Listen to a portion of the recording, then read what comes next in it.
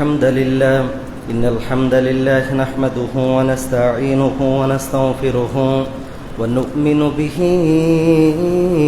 ونتوكل عليه ونعوذ بالله من شرور أنفسنا ومن سيئات أعمالنا من يهده الله فلا مضل له ومن يضلل فلا هادي له أي فلن تجد له وليا مرشدا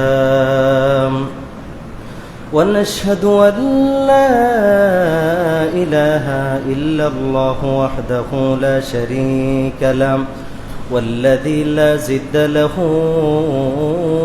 ولا ند له لا مثل له ولا مثيل له لا وزير له ولا كفيل له لا شبه له ولا شبيه له لا ولد له ولا والد له وهو الواحد الفرد الصمد لم يلد ولم يولد ولم يكن له كفوا أحد ونشهد أن سيدنا ونبينا وحبيبنا وبشيرنا ونذيرنا وطبيبنا وطبيب أرواحنا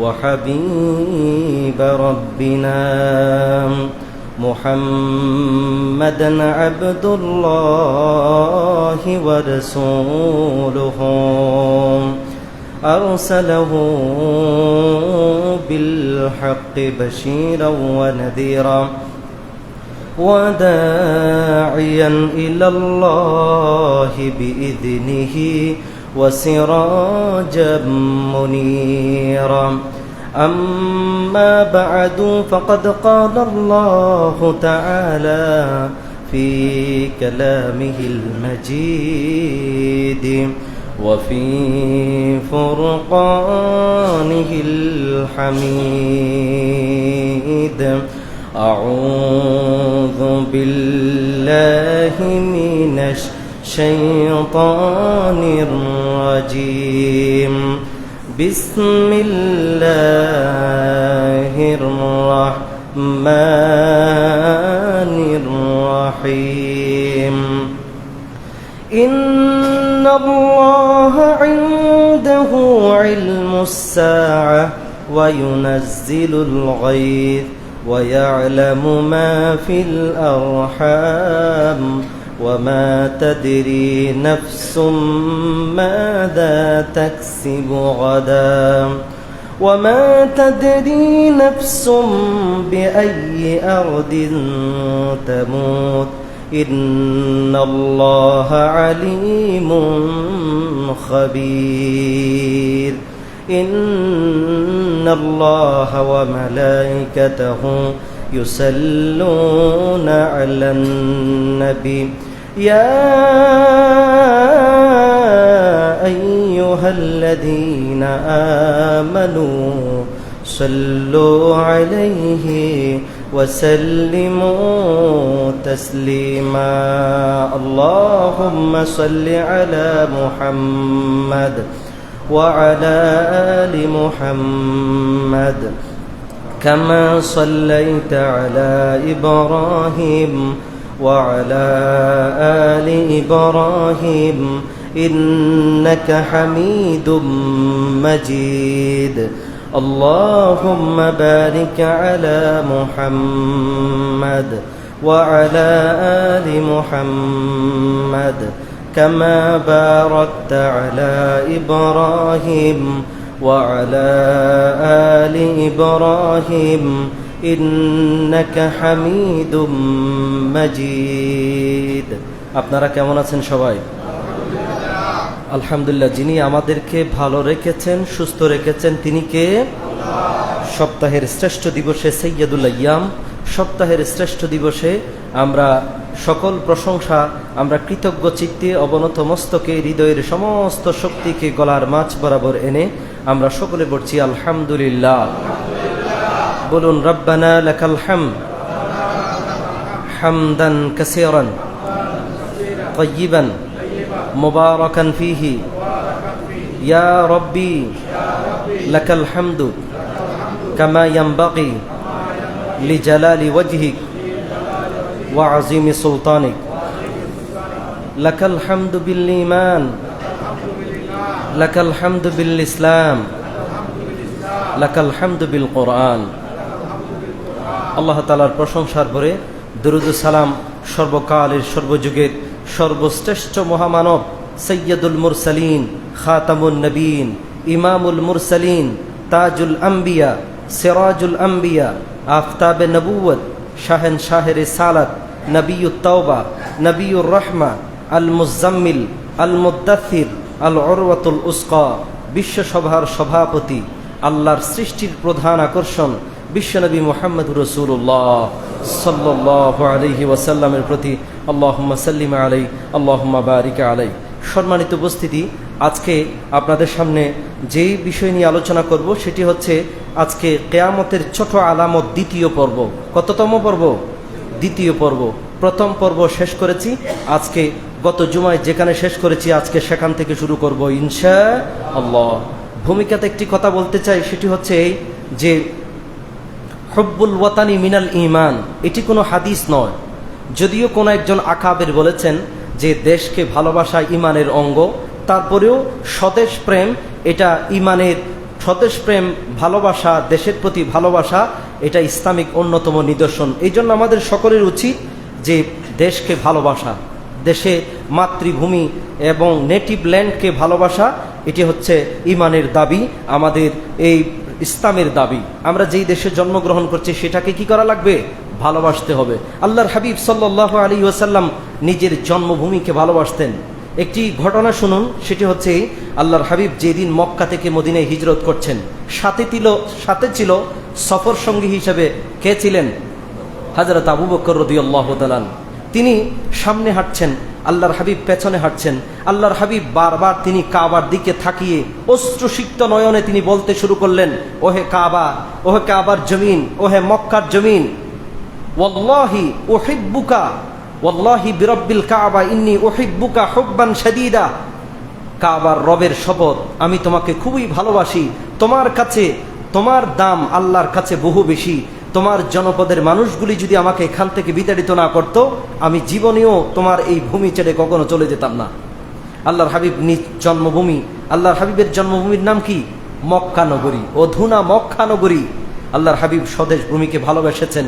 এই জন্য আমাদের উচিত আমাদের দেশপ্রেম, আমাদের মধ্যে দেশপ্রেম থাকা, এবং আল্লাহর হাবিব সাল্লাল্লাহু আলাইহি ওয়াসাল্লাম যেভাবে জন্মভূমিকে ভালোবেসেছেন সেভাবে আমাদের দেশকে কি করা? ভালোবাসা। কারণ এই দেশে সম্পদ বেশি না কম? এই দেশে মৎস্য সম্পদ, তারপরে উদ্ভিদ সম্পদ, প্রাকৃতিক সম্পদ, খনিজ সম্পদ এবং লবণ শিল্প থেকে শুরু করে এই উঁচু নিচু পাহাড় ঘেরা এই সবুজ শ্যামল এই বাংলাদেশের বরকত বেশি না কম? লক্ষ লক্ষ নেয়ামত দিয়ে আল্লাহ তাআলা এই ভূখণ্ডকে ধন্য করেছেন, সুবহানাল্লাহ। এই জন্য এই সাজানো গোছানো এই দেশটাকে যাতে কোনো অগ্নি সন্ত্রাসীরা কলুষিত করতে না পারে, ক্ষতি করতে না পারে, এই জন্য আপনাদেরকে একতাবদ্ধ হয়ে কাঁধে কাঁধ মিলিয়ে স্বদেশ রক্ষায় কাজ করতে হবে, ঠিক কিনা বলেন? এই জন্যে যারা এই দেশে অগ্নি সন্ত্রাস করছে, বিভিন্ন রাষ্ট্রীয় স্থাপনায় আগুন দিচ্ছে, বাসে আগুন দিচ্ছে, এই সমস্ত সন্ত্রাসীদেরকে দুই হাতে প্রতিরোধ করতে হবে, ঠিক কিনা বলেন? কোন জালিমের স্থান বাংলার জমিনে হবে না। আমরা অনেক মজলুম হয়েছি। এই জন্যে যারা এই দেশে বিশৃঙ্খলা সৃষ্টি করতে চায়, রাষ্ট্রীয় সম্পদ, রাষ্ট্রীয় স্থাপনায় যারা আগুন দেয়, সেই সমস্ত সন্ত্রাসীদেরকে ধরে একদম জারবান শদীদান করতে হবে, তাদেরকে আইনের আওতায় তুলে দিতে হবে, তাদেরকে আইনের কাছে সুপর্দ করে দিতে হবে। আল্লাহ আমার জন্মভূমি বাংলাদেশকে তুমি হেফাজত করো, সকল বলুন আমিন। শুরু করতে চাই কিয়ামতের ছোট আলামতের দ্বিতীয় পর্ব। আমি গত জুমায় বলেছি কিয়ামতের ছোট আলামতের মধ্যে একটি আলামত হচ্ছে, কি বলেছি? আল্লাহর হাবিব সাল্লাল্লাহু আলাইহি ওয়াসাল্লামের জন্ম। হুজুরের জন্মটাই কিয়ামতের ছোট আলামত, সুবহানাল্লাহ পড়েন। দ্বিতীয় আলামত হচ্ছে আল্লাহর হাবিবের ইন্তেকাল, আল্লাহর হাবিবের ওফাত। তৃতীয় নম্বর হচ্ছে চন্দ্র দ্বিখণ্ডিত হওয়া। চতুর্থ নম্বর হচ্ছে বাইতুল মাকদিসের বিজয়। এই চারটা পয়েন্ট বলেছি। আজকে বলবো, তার আগে কোরআনে কারীম থেকে কানা আয়াত পড়েছি আপনাদের সামনে, সূরা লোকমান। কোন সূরা? সূরা লোকমান পড়ি আমরা সওয়াবের নিয়তে, যাদের আমাদের মুখস্থ আছে। রব্বুল আলামিন বলেন, ইন্নাল্লাহা ইনদাহু ইলমুস সাআ ওয়া ইউনাজ্জিলুল গায়স ওয়া ইয়ালামু মা ফিল আরহাম। আল্লাহ তাআলা বললেন, ইন্নাল্লাহা ইনদাহু ইলমুস সাআ, অদৃশ্য জগতের চাবিকাঠি, অদৃশ্য জগতের চাবি আছে কয়টা? কয়টি?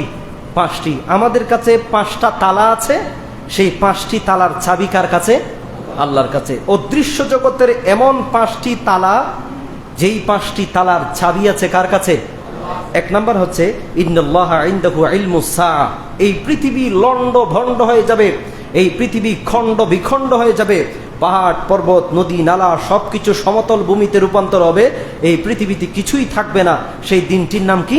কিয়ামা। সেই দিনটির নাম কি? কিয়ামা, যাকে আরবি ভাষায় আস-সাআ বলা হয়। আস-সাআ। আল্লাহ তাআলা বললেন, কিয়ামত কখন হবে, কোন দিন এই পৃথিবী শেষ হবে, পৃথিবীর কেউ জানে না, জানে একজন, তিনি কে? আল্লাহ। রব্বুল আলামিন বলেন, ইন্নাল্লাহা ইনদাহু ইলমুস সাআ, এই পৃথিবীতে কখন কিয়ামত হবে, এই পৃথিবী কখন শেষ হবে, একমাত্র কেউ জানে না, জানে একজন, তিনি কে?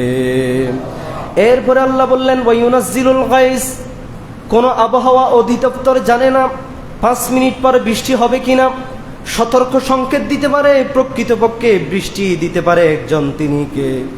রব্বুল আলামিন বললেন, বৃষ্টি কখন হবে, কোন তারিখের, কোন মাসের, কোন দিন, কোন ঘন্টায় বৃষ্টি হবে, জানেন একজন, তিনি কে? 1 নম্বর কিয়ামতের জ্ঞান। 2 নম্বর হচ্ছে বৃষ্টি কখন হবে।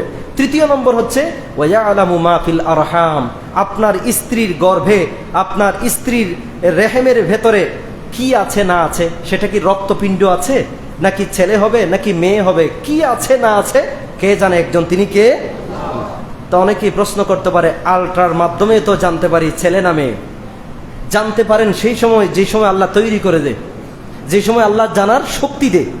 আপনি আল্ট্রা, আপনার স্ত্রীর আল্ট্রা করেছেন, তখন আপনি জানতে পারেন ছেলে হবে নাকি মেয়ে হবে। কিন্তু যেই সময় আপনি জানেন না ছেলে হবে কিনা মেয়ে হবে কিনা, মনে করেন আপনার স্ত্রীর পেটে মাত্র একটা ব্রণ আছে, 1 সপ্তাহের একটা ব্রণ আছে, সেটা কি ছেলে হবে নাকি মেয়ে হবে, কেউ কি জানতে পারবে? পৃথিবীর কোন চিকিৎসা বিজ্ঞানী বলতে পারবে? কে বলতে পারবেন? আল্লাহই ভালো বলতে পারবেন। আল্লাহ তাআলা বললেন, তোমাকে আমি মায়ের রেহেমের ভিতরে, ইন্না খালাকনা নুতফাতা আলাকাতান ফাখালাকনাল আলাকাতা মুদগাতান ফাখালাকনাল মুদগাতা ইযামা ফাকাসাউনাল ইযামা লাহমা সুম্মা আনশানাহু খালকান আখার ফাতাবারাকাল্লাহু আহসানুল খালিকিন। আল্লাহু আকবার। রব্বুল আলামিন বলেন, তোমাকে আমি এই রক্তপিণ্ড থেকে গোশতের টুকরা বানিয়েছি, গোশতের টুকরার উপরে সুন্দর করে ছাউনি দিয়ে আমি চামড়া দিয়েছি, ভেতরে হাড্ডি দিয়েছি, তারপরে সুন্দর করে বাচ্চার আকারে মানুষ বানিয়ে, পূর্ণাঙ্গ মানুষ বানিয়ে বাচ্চার আকারে, সুম্মা নুখরিজুকুম তিফলা, বাচ্চার আকারে আমি তোমাকে পৃথিবীর জমিনে পাঠিয়ে দিয়েছি। সুবহানাল্লাহ। আল্লাহ বললেন, তুমি যে গাদ্দারি করছো, অহংকার করছো, ক্ষমতার দাপট দেখাচ্ছ, আমি চাইলে চিকিৎসা বিজ্ঞানের ভাষায় ব্লাইটেড ওবাম, কি নাম বলেন? ব্লাইটেড ওবাম। আজকে সকালেও আমি চার্জ দিয়েছি। ব্লাইটেড ওবাম মানে হচ্ছে, যারা চিকিৎসা বিজ্ঞানে যাদের পড়াশোনা আছে এরা জানবেন, রক্তপিণ্ডির আকারে মায়ের গর্ভ থেকে অপূর্ণাঙ্গ অবস্থায় ছোট্ট গোশতের টুকরা আকারে আমি চাইলে মায়ের পেট থেকে তোমাকে আবর্ষণ করে দিতে পারতাম, কিন্তু আমি সেটা করিনি। তোমাকে আমি সুম্মা নুখরিজুকুম তিফলা, কত সুন্দর চেহারা দিয়ে, কত সুন্দর চেহারা দিয়ে, শরীর দিয়ে, স্বাস্থ্য দিয়ে, পা দিয়ে, হাত দিয়ে, লাঞ্চ দিয়ে, পালস দিয়ে, সবকিছু দিয়ে পূর্ণাঙ্গ অবস্থা আমি তোমাকে পৃথিবীর জমিন দেখিয়েছি। সুবহানাল্লাহ পড়েন। এই জন্য শুকরিয়া করতে ইচ্ছে করে না? আল্লাহ চাইলে আপনাকে বিকলাঙ্গ করে পাঠাতে পারতেন, হাত নাই পাও নাই, এরকম হয় কি হয় না? হয় না? প্রতিবন্ধী করে পাঠিয়ে দিতে পারতাম, কিন্তু আপনাকে সুস্থ বানিয়েছেন, সুস্থ করে একদম হাত দিয়েছেন, সবকিছু পূর্ণাঙ্গ দিয়ে আল্লাহ বললেন, সুম্মা নুখরিজুকুম তিফলা, আমি তোমাকে বাচ্চার আকারে মায়ের পেট থেকে বের করে দিয়েছি। তুমি ছিলে 3টি অন্ধকারের ভেতরে, সেই 3টি অন্ধকার ভেদ করে পৃথিবীর আলো আমি দেখিয়েছি। কে দেখিয়েছেন? এই জন্য শুকরিয়া করতে হবে কার? এই জন্য 2 দিনের ক্ষমতা পেয়ে এন করেঙ্গে তেন করেঙ্গে এটা করা যাবে না। আমাদের এই হায়াত হচ্ছে অনিশ্চয়তায় ভরা, এটা আলোচনা সামনে হবে ইনশাআল্লাহ। তাহলে ওয়ায়ালামু মা ফিল আরহাম, মায়ের পেটের ভিতরে ছেলে হবে নাকি মেয়ে হবে, সেটা কি আদৌ বাচ্চার আকারে মায়ের পেট থেকে বের হবে নাকি হবে না, নাকি মায়ের পেটেই মারা যাবে, নাকি রক্তপিণ্ডিল আকারে বের করব, এটা কেউ জানে না, জানে একজন, তিনি কে? এরপরে রব্বুল আলামিন বললেন ওয়ামা তাদরি নাফসুম বিআইয়ি ওয়ামা তাদরি নাফসুম মাযা তাকসিবু গাদা, আগামীকাল কি খাবেন, কি অর্জন করবেন, কত টাকা ইনকাম করবেন, পৃথিবীর কোনো মানুষ জানে না, জানে একজন, তিনি কে? খেতে বসছেন মামার বাড়িতে, আপনার পিতার মৃত্যুর সংবাদ আসছে, আপনার আব্বা মারা গিয়েছে, খাবার নিয়েছেন সামনে, রিস্ক নিয়েছেন, এই বুঝি 2 লোকমা খাবেন, এই বুঝি 1 প্লেট খাবেন। আপনার বাবার মৃত্যুর সংবাদ আসছে, মুহূর্তে খাবারগুলি রেখে আপনার মৃত বাবার ডেড বডি দেখার জন্য, চেহারা দেখার জন্য, শেষবারের মতো চেহারা দেখার জন্য, জানাজা পড়ার জন্য বাড়ির দিকে রওনা দিয়েছেন, প্লেটের খাবার টাবার সব কিছু থুইয়া। ঠিক না বলেন? সামনে যে খাবার আছে সেগুলিকে আপনি খেতে পারবেন, তার নিশ্চয়তা আছে? আগামীকাল কত টাকা পাবেন, কত হাজার টাকা ইনকাম করবেন, আল্লাহ ছাড়া কেউ।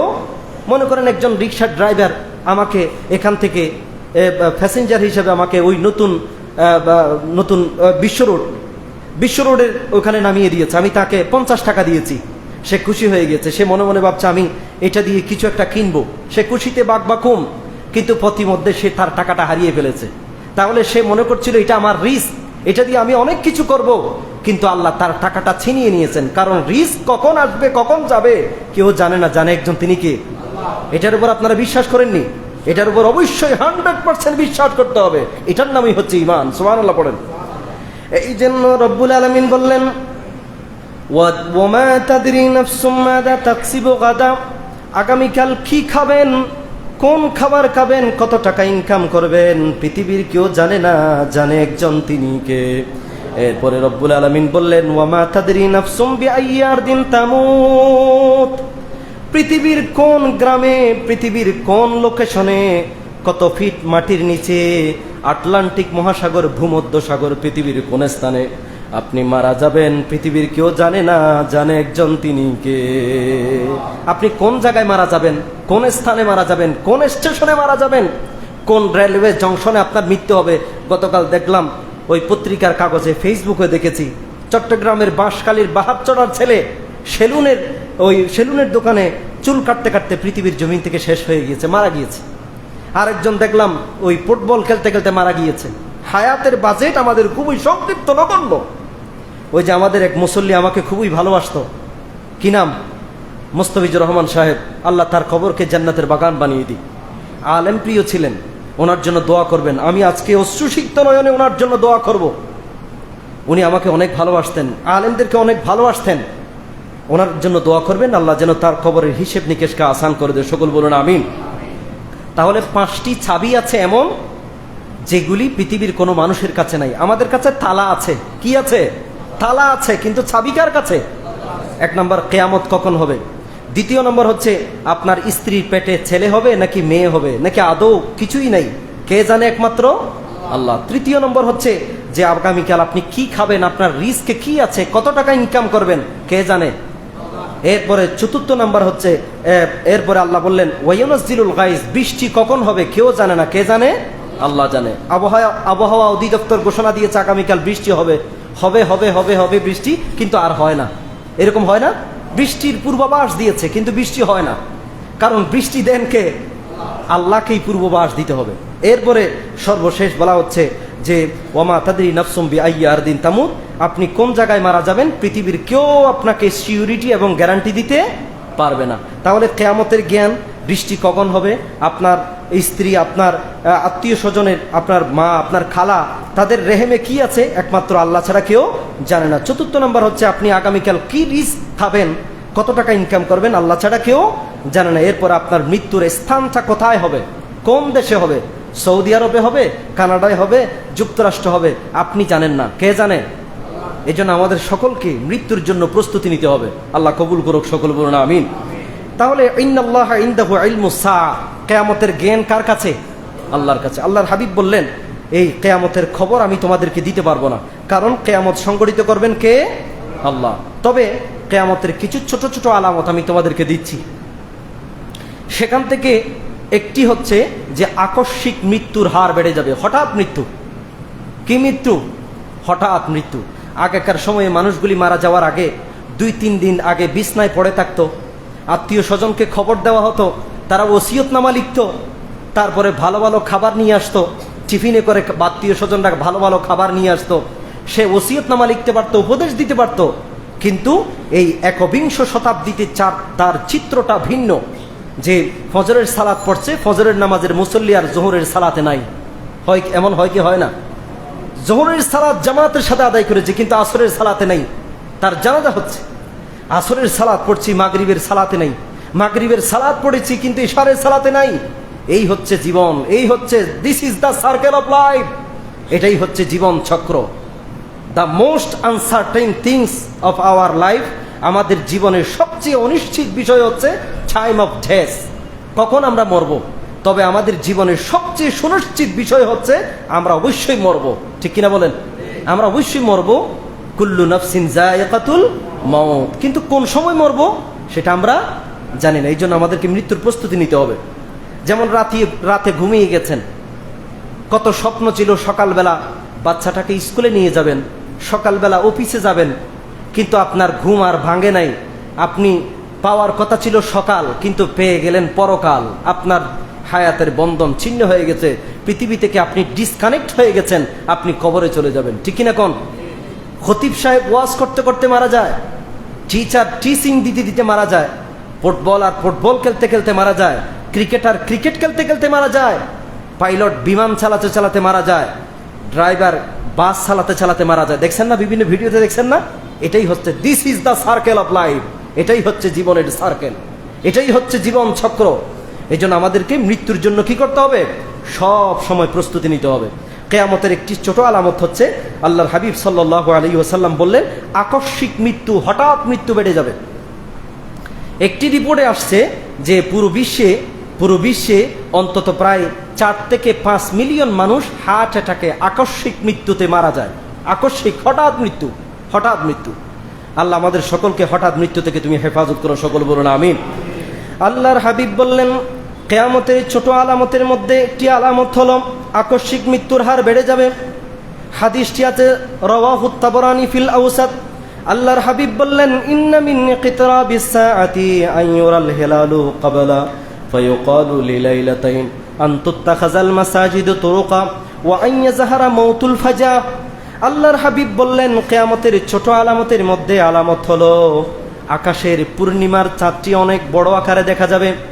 1 তারিখের চাঁদ দেখলে মনে হবে 10 তারিখের চাঁদ, 10 তারিখের চাঁদ দেখলে মনে হবে 20 তারিখের চাঁদ। এরকম হচ্ছে কি হচ্ছে না? হচ্ছে না? 10 তারিখের চাঁদ দেখলে মনে হবে 20 তারিখের চাঁদ, 20 তারিখের চাঁদ, আকাশের চাঁদ দেখলে মনে হবে 29 তারিখের চাঁদ। আল্লাহর হাবিব বললেন, চাঁদটি অনেক বড় হয়ে যাবে, তার বয়স বেড়ে যাবে। এরপরে ওয়ান তুত্তাখাযাল মাসাজিদু তুরুকা, মসজিদগুলো হবে বিনোদন কেন্দ্র, সেখানে জোতা পায়ে দিয়ে ঢুকবে, মসজিদগুলিকে ওই ভিডিও ক্যাচ করবে, ছবি তুলবে, কিন্তু মসজিদের মুসল্লি হওয়ার সুযোগ পাবে না। মসজিদকে বানাবে বিনোদন কেন্দ্র। ওয়াহিয়া খারাবুন আনিল হুদা, মসজিদ হবে টাইলস বিশিষ্ট, মসজিদে হরেক রকম আধুনিক প্রযুক্তি থাকবে, কিন্তু মসজিদ থাকবে মুসল্লি শূন্য। মসজিদগুলো হবে পাখা, মুসল্লি হবে খাঁচা। ঠিক কিনা বলেন? আজকে ফজরের নামাজের মুসল্লি কি জুমার নামাজের মুসল্লির সমান হয়েছে? আমার মনে হয় হয়নি। যেই দিন দেখবেন জুমার নামাজের সমান মুসল্লি ফজরের নামাজের মুসল্লি হয়ে গেছে, অর্থাৎ জুমার নামাজে যদি 1000 মুসল্লি হয়, ফজরের সালাতে যদি 1000 মুসল্লি হয়, দেখবেন আগামীকালই কালিমার পতাকা পতপত করে বাংলার জমিনে উড্ডীন হবে ইনশাআল্লাহ। এই জন্য আমাদেরকে মুসল্লি হওয়া লাগবে, বিশেষ করে ফজরের সালাত। ফজরের সালাত জামাতে পড়া মানে হচ্ছে শয়তানের সাথে সশস্ত্র যুদ্ধ করা। সেই যুদ্ধে আপনি কি পরাজিত হতে চান নাকি জয়লাভ করতে চান? যদি জয়লাভ করতে চান, অবশ্যই আজ থেকে ফজরের নামাজের মুসল্লি বনে যাবেন। আল্লাহ আমাদেরকে কবুল করুক, সকল বলুন আমিন। আল্লাহর হাবিব বললেন, মসজিদ হবে বিনোদন কেন্দ্র। মসজিদে আধুনিক প্রযুক্তির কোনো অভাব থাকবে না, টাইলস থাকবে, উপরে ফ্যান থাকবে, লাইটিং থাকবে, হ্যাঁ, তারপরে আপনার এসি থাকবে, কত রকমের ভালো ভালো প্রযুক্তি থাকবে, মুসল্লিদের আরামদায়ক জিনিস থাকবে, কিন্তু মুসল্লি শূন্য হবে। মুসল্লি কি হবে? শূন্য হবে। মুসল্লিগুলো হবে কাঁচা, মসজিদ হবে ফাঁকা। আল্লাহর হাবিবের যুগে মসজিদ ছিল কাঁচা, মুসল্লি ছিল ফাঁকা। সুবহানাল্লাহ বলেন। আমাদেরকে সেভাবে আগাইতে হবে। 5 ওয়াক্ত নামাজ অবশ্যই অবশ্যই জামাতে পড়ার চেষ্টা করতে হবে। আল্লাহ আমাদেরকে কবুল করুক, সকল বলুন আমিন। তাহলে আল্লাহর হাবিব বললেন যে কিয়ামতের ছোট আলামতের মধ্যে একটি আলামত হচ্ছে হঠাৎ মানুষ মারা যাবে, হঠাৎ মানুষ মারা যাবে, হার্ট অ্যাটাকে মারা যাবে। এই যে আপনারা আমার সামনে বসে আছেন, আমি দাঁড়িয়ে আছি, আমাদের জীবনের কি কোনো নিশ্চয়তা আছে? যে কোনো মুহূর্তেই যে কোনো কেউ হুট করে চলে যেতে পারি।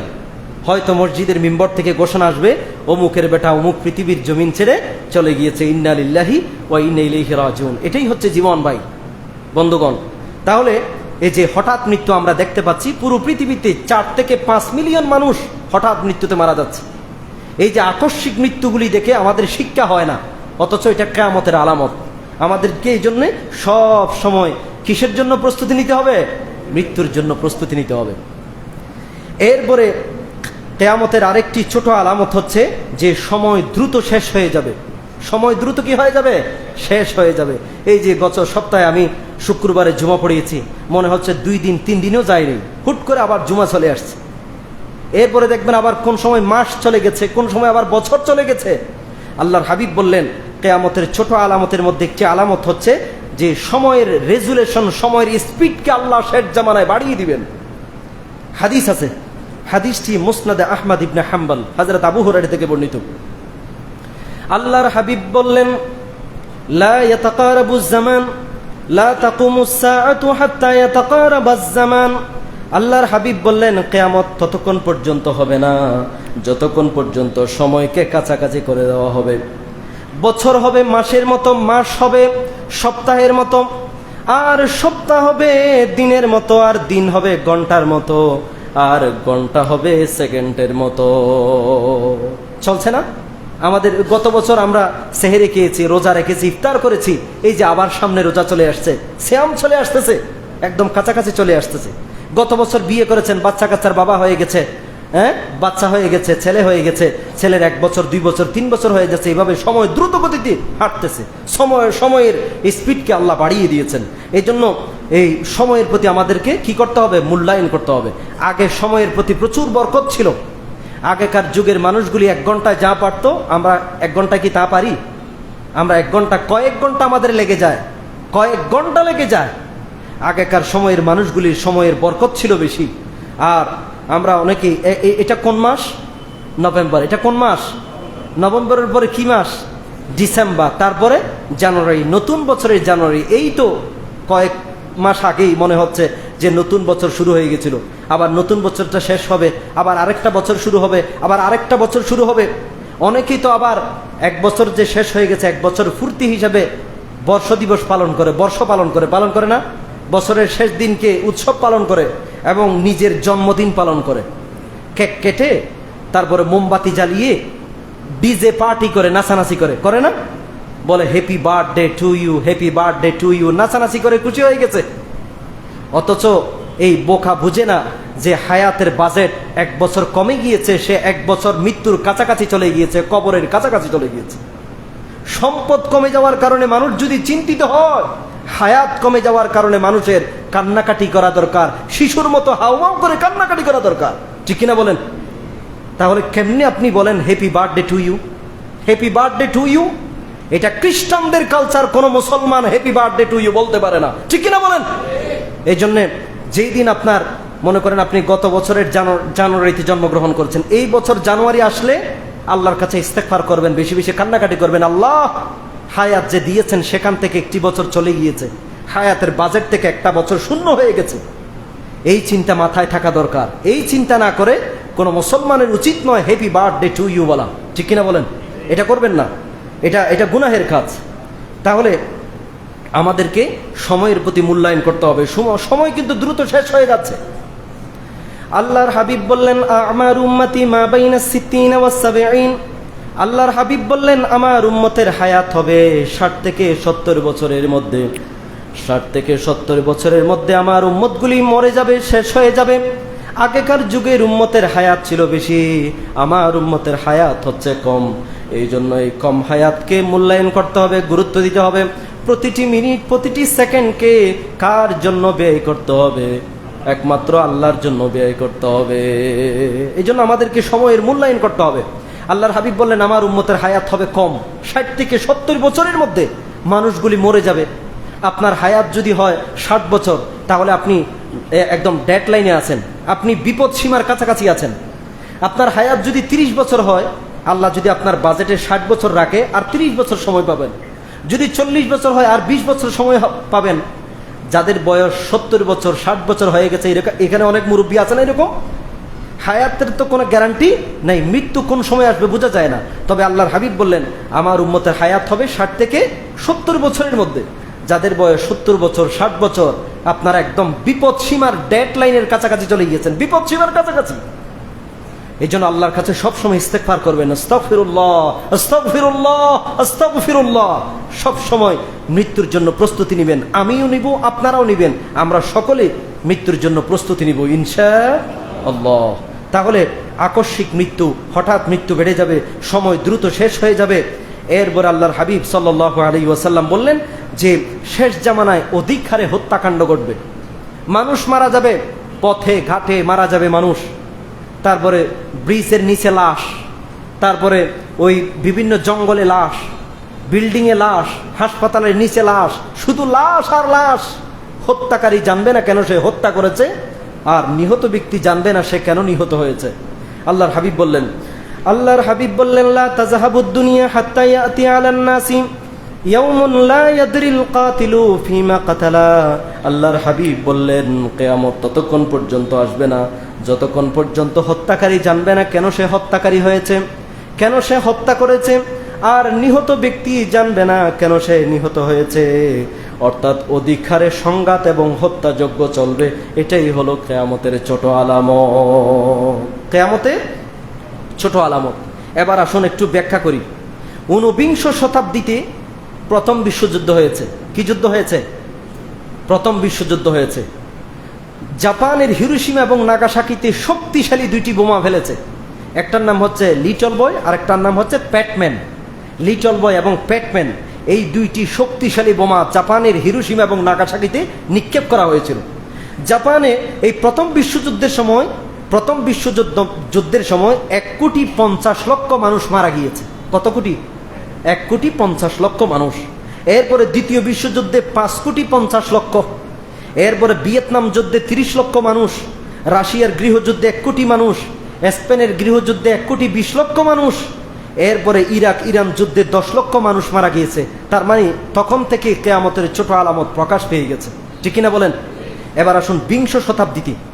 বিংশ শতাব্দী 2025-এর সাথে 100 ভাগ দিয়ে সেখানে 1 যোগ করলেই একবিংশ শতাব্দী পাবেন। তার মানে এই একবিংশ শতাব্দীতে যুদ্ধ হয়েছে। যেমন সাম্প্রতিক যে যুদ্ধটি গাজায়, যে ইসরায়েলি বর্বরতা, আগ্রাসন, ইসরায়েলি এই হানাদার বাহিনী, ইসরায়েলি সন্ত্রাসীরা এই গাজার মুসলমানদেরকে হত্যা করেছে। অন্তত প্রায় 1 লক্ষ মুসলমান শাহাদত বরণ করেছে। যারা মারা গিয়েছে আল্লাহ তাদেরকে শহীদ হিসেবে কবুল করুক, সকল বলুন আমিন। তাহলে এরপরে রাশিয়া ইউক্রেন যুদ্ধ, সেখানে শুধু রাশিয়া এবং ইউক্রেনের 4 লক্ষ সেনা মারা গিয়েছে। শুধু সেনা, সাধারণ মানুষ, সরকারি স্থাপনা, তারপরে বিভিন্ন পাবলিক সম্পদ, কত হাজার হাজার কোটি টাকার সম্পদ নষ্ট হয়েছে, তার কোনো ইয়ত্তা নেই। শুধু সৈন্য মারা গেছে কয় লক্ষ? 4 লক্ষ। কত লক্ষ? 4 লক্ষ। এরপরে সুদানে যে গৃহযুদ্ধ হয়েছে 2023 থেকে এই পর্যন্ত, সেখানে 1,50,000 মানুষ মারা গিয়েছে। তাহলে রাশিয়া ইউক্রেন যুদ্ধ, গাজায় গণহত্যা, সুদানের যুদ্ধে যে বিংশ শতাব্দীতে যে গণহত্যা চলছে, যে গণহত্যা হয়েছে, মানুষ মারা গিয়েছে, এবং ঊনবিংশ শতাব্দীতে প্রথম বিশ্বযুদ্ধ, দ্বিতীয় বিশ্বযুদ্ধ, ভিয়েতনাম যুদ্ধ, ইরাক ইরান যুদ্ধ, সবগুলির হত্যাকাণ্ডই প্রমাণ করে কিয়ামত অতি কাছাকাছি, কিয়ামত কাছাকাছি চলে আসছে, ঠিক কিনা বলেন? এই জন্য আমাদেরকে এই প্রস্তুতি নিতে হবে। সব সময় আমাদেরকে প্রস্তুতি নিতে হবে এই নিজের হায়াতের বাজেটের ব্যাপারে। নিজের হায়াত কোন সময় শেষ হয়ে যায়। কিয়ামতের আলামত যেহেতু প্রকাশ পেয়ে গেছে, তাহলে পৃথিবী বেশি দিন ঠিকবে না। তবে কোন দিন যাবে একমাত্র কেউ জানে না, জানে একজন, তিনি কে? এরপর আল্লাহর হাবিব সাল্লাল্লাহু আলাইহি ওয়াসাল্লাম বললেন, স্বল্প কাপড় পরিহিতা নারীর দৌরাত্ম্য বেড়ে যাবে। অর্ধনগ্ন কাপড় পরিহিতা নারীর দৌরাত্ম্য বেড়ে যাবে। সেই ঘটনাটি বর্তমানে চলতেছে না? আল্লাহর হাবিব বললেন সিনফানে মিন আহলিন নার লাম আরাহুমা কওমুন মাআহুম সিয়াতুন কাআজনাবিল বাকার ইয়াদরিবুনা বিহান নাস। আল্লাহর হাবিব বললেন, আমার পরে একজন জালিম শাসকের আবির্ভাব হবে। তারা গরুর লেজের মতো ছাবুক নিয়ে জনগণকে প্রহার করবে, মারবে, জনগণের উপর জুলম করবে, নির্যাতন করবে। সেটা কিন্তু আমি এখনো দেখিনি। কে বলেছেন? আল্লাহর হাবিব। এরপরে আরেক শ্রেণীর নারী, কাপড় আছে বাজারে, শপিং মলে, কোনো জায়গায় কাপড়ের কোনো অভাব আছে নাকি? কাপড়ের অভাব না থাকার পরেও অর্ধনগ্ন কাপড় পরে জনগণকে, মানুষকে বিভ্রান্ত করবে। আল্লাহর হাবিব বললেন, নিসাউন কাসিয়াতুন আরিয়াতুন মামিলাতুন মাইলাত রুউসুহুন্না কাসনিমাতিল বুখতিল মাইলা। এমন এক শ্রেণীর নারীর আবির্ভাব ঘটবে যারা অর্ধনগ্ন কাপড় পরে এই মানুষগুলিকে আকৃষ্ট করবে। তারা নিজেরাও আকৃষ্ট হবে, অন্যকেও তাদের দিকে আকৃষ্ট করাবে। ঠিক কিনা বলেন? তারা কেমন? যে কাসনিমাতিল বুখতিল মাইলা, হেলে দুলে চলা এই ওটের কুজের মতো তারা মাথা নিচু করে হাঁটবে এবং পুরুষদেরকে তাদের দিকে আকৃষ্ট করবে। জেনা বেবিচার বেড়ে যাবে, মদ বেড়ে যাবে, জেনা বেবিচার বেড়ে যাবে। আল্লাহর হাবিব বললেন, লা ইয়াদখুলনাল জান্নাতা ওয়ালা ইয়াজিদনা রিহাহা। সেই সমস্ত অর্ধনগ্ন নারীরা কখনো জান্নাতে তো ডুববেই না, জান্নাতের সুগন্ধিও পাবে না, জান্নাতের সুগন্ধিও পাবে না। অথচ জান্নাতের সুগন্ধি হাজার হাজার লক্ষ লক্ষ কোটি কোটি কিলোমিটার দূর থেকে আপনারা জান্নাতের ফ্লেভার পাবেন। সুবহানাল্লাহ। জান্নাতের সুগন্ধি পাবেন। জান্নাতের সুগন্ধি হাজার হাজার কোটি কোটি মাইল থেকে এই জান্নাতীরা পেতে শুরু করবে। অথচ সেই মহিলারা তো জান্নাতে ঢুকবেই না। জান্নাতের সুগন্ধি পেলে হৃদয়টা শীতল হয়ে যাবে, হৃদয়টা শীতল হয়ে যাবে, আপনার তৃষ্ণা মিটে যাবে। এই জন্য আল্লাহ যেন আমাদেরকে জান্নাতে ঢুকার এবং জান্নাতের সুঘ্রাণ পাওয়ার তৌফিক দান করে। সকলে বলুন আমিন। আল্লাহর হাবিব বললেন, অথচ জান্নাতের গ্রাণ এত এত দূর থেকে আসতে শুরু করবে। এরপরে আমরা এই হাদিসের ব্যাখ্যা বিশ্লেষণে দেখতে পাচ্ছি, কলেজ, বিশ্ববিদ্যালয়, তারপরে কলকারখানা, চৌমুহনী, তেমুহনী, রেলওয়ে জংশন, বিভিন্ন স্থানে অর্ধনগ্ন, অর্ধ পোশাক পরিহিত নারীদের দৌরাত্ম্য বেড়ে গেছে। ঠিক কিনা কোন? যদি তাদেরকে যদি বেশি নসিহত করেন, ওয়াজ করেন, তারা বলে কি কয়? মনের পর্দা আসল পর্দা, কাপড়ের পর্দা লাগে না। মনের পর্দা আসল পর্দা, কাপড়ের পর্দা, এটা হচ্ছে শয়তানি কথা, নিকৃষ্ট কথা। ঠিক কিনা বলেন? মনের পর্দা আসল পর্দা, কাপড়ের পর্দা লাগে না। মনের পর্দা, মনের বুঝি পর্দা আছে? কাপড়ের পর্দা, কাপড়ের পর্দা করতে হবে। মিক্সিং করবে, চলাফেরা করবে পশ্চিমের স্টাইলে, মুশরিক ইহুদি নাসারাদের স্টাইলে। আর যদি দর্শিতা হয়, বিচার চাইবে সৌদি স্টাইলে। ঠিক কিনা বলেন? কোরআনিক স্টাইলে। আর যেই সমস্ত দেখা যায়, মাঝে মাঝে পত্রিকায় দেখেছি, আমি পত্রিকায় পড়েছি এবং বিভিন্ন জায়গায় খবরে দেখেছি যে বিয়ের আগেই বয়ফ্রেন্ডের কাছে নিজের সতীত্বকে বিসর্জন দিয়েছে।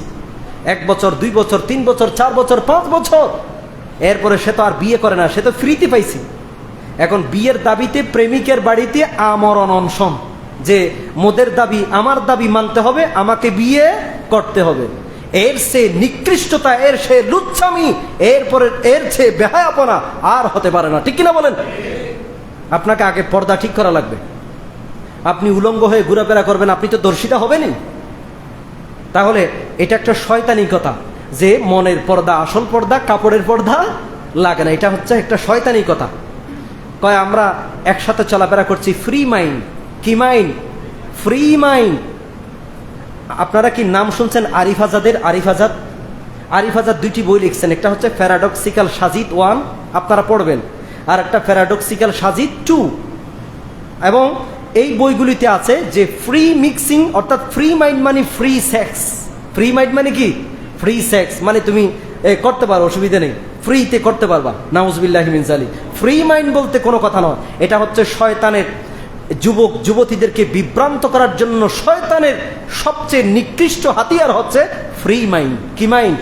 Free mind. এই ফ্রি মাইন্ড বলে যুবক যুবতীদেরকে বিভ্রান্ত করছে। আজকে আমাদের যুবক যুবতীদের চরিত্রের পদস্খলন হচ্ছে, তাদের চরিত্র দিন দিন শেষ হয়ে যাচ্ছে। আল্লাহ যুবক যুবতীদেরকে তুমি হেফাজত করো। সকল বলুন আমিন। তাহলে স্বল্প কাপড় পরিহিতা নারীদের দৌরাত্ম্য বেড়ে গেছে, এটা একটা কিয়ামতের লক্ষণ। নারীদের সংখ্যা বেড়ে যাবে, পুরুষের সংখ্যা কমে যাবে। আল্লাহর হাবিব বললেন, প্রতি 50 জন নারীর বিপরীতে একজন পুরুষ থাকবে। 50 জন নারী, একজন এদিকে একজন পুরুষ, আর এদিকে 50 জন নারী। নারীর সংখ্যা বাড়তে থাকবে, পুরুষের সংখ্যা কমতে থাকবে। বর্তমান বিশ্বে কি নারীর সংখ্যা বেশি নাকি পুরুষের সংখ্যা বেশি? তার মানে কিয়ামতের আলামত পাওয়া যাচ্ছে, ছোট ছোট আলামতগুলো প্রকাশ পেতে শুরু করে দিয়েছে। তাহলে বন্ধুগণ, আমাদেরকে বুঝতে হবে যে আমাদেরকে পর্দা মেনটেন করতে হবে। আজকাল বিভিন্ন কোম্পানি তারা বিভিন্ন রাস্তার পয়েন্টে পয়েন্টে অর্ধনগ্ন নারীদেরকে নাচায়। রিক্সার ড্রাইভার থেকে শুরু করে বিসিএস ক্যাডার পর্যন্ত তারা মনে করে এখানে কিছু একটা হচ্ছে, একটু দাঁড়াই যাই। অর্ধনগ্ন নারীর এই নৃত্য তারা উপভোগ করেছে। সর্বশেষ বিভিন্ন কোম্পানি এসে উপস্থিত, এরপরে তারা তাদের প্রোডাক্টের, তাদের পণ্যের বিজ্ঞাপন করে। আগে তারা প্রমোট করে কিসের? অর্ধনগ্ন নারীদেরকে প্রমোট করে, তারপরে কোম্পানিদের প্রচারণা চালায়। এটা একটা কিয়ামতের লক্ষণ। যেই সমস্ত কোম্পানি অর্ধনগ্ন নারীদের দিয়ে নিজেদের কোম্পানির নিজেদের প্রোডাক্টের প্রচারণা চালায়, সেই সমস্ত প্রোডাক্ট কিনবেন না, নিবেন না, থথো দিয়ে জমিনে নিক্ষেপ করবেন। ঠিক কিনা বলেন? অর্ধনগ্ন নারীদেরকে তারা পণ্য হিসেবে ব্যবহার করে, অথচ মা বোনরা বুঝে না। কয় কাপড়ের পর্দা, মনের পর্দা, আসল পর্দা কাপড়ের পর্দা লাগে না। এটা একটা শয়তানি কথা। আল্লাহ বুঝার তৌফিক দান করুক, সকলে বলুন আমিন। বাকি কথা আগামী জুমায় শেয়ার করব। ভালো থাকবেন, সুস্থ থাকবেন। সকলকে প্রীতি জানিয়ে আজকের জুমার এখানে ইতি টানলাম। আসসালামু আলাইকুম ওয়া রাহমাতুল্লাহি ওয়া বারাকাতুহু।